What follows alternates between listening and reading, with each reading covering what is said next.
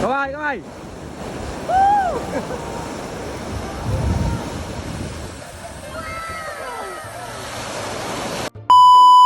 Naghahanap ka ba na mapupuntahan mo ngayong summer? Yung mala adventure ba yung datingan? At naglalakihang mga wave west, eto na yung lugar para sa'yo. Dito nga pala yung matatagpuan sa may bandang Bulacan. Sa dami ng mga river na napuntahan ko, eto na siguro yung pinaka-adventure na experience na napuntahan ko. Bago nga pala kayo pumasok dito ay medyo may hirapan muna kayo. Grabe. Dahil nga medyo lubak-lubak yung daanan papasok dito. Meron patarik at meron din paahon. Bago nga pala kayo mapasok sa pinaka-river niya, ay meron pala sa inyo muna maniningil sa inyo, parang barangay ata ito. 30 pesos nga pala yung entrance dito bawat isang tao. Tapos sa pangalawang harang ay meron pala sa inyo sisingil uli na 60 pesos for parking ata yun, di ko sure. Tapos pagkarating niyo naman dito sa may looban ay okay naman yung parkingan nila, maayos. Saka napakaganda ng mga cottage nila. Napansin ko nga rin para sa mga cottage nila, yung mga bago pa. Halos kagagawa pa lang ng iba. Siguro bagong renovate lang siguro to. Napansin ko rin pala yung page nila, medyo konti pa lang yung followers. Kaya naman bigla ako napaisip, siguro bagong tuklas lang to na river. Wow, English yun ha.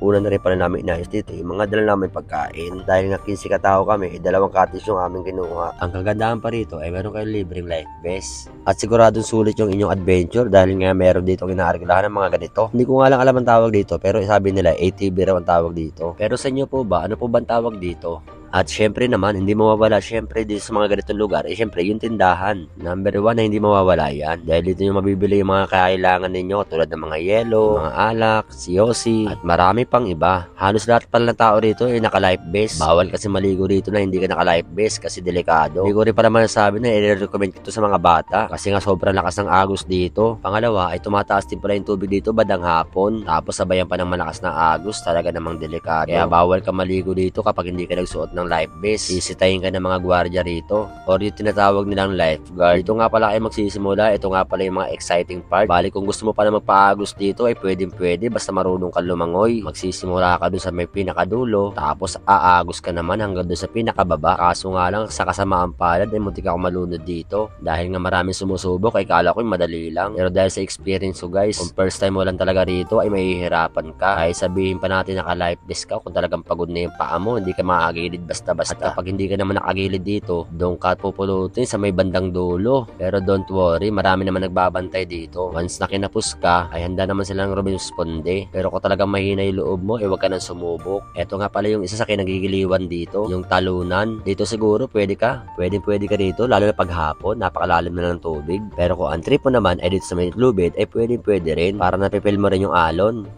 Hindi ko nga lang na-try itong lubid na to. Siguro next time na lang. Eto nga pala yung mga kasama ko. Talaga naman nag-enjoy sila. Kulay green nga pala uniforme namin dito. Kasi bawat grupo dito ay para naka-color coding yata. Merong orange, merong green black, at meron ding orange black. Depende kung saan ka nakaka-teach dito. At bawat kulay ay meron silang mga sarili-sariling lifeguard.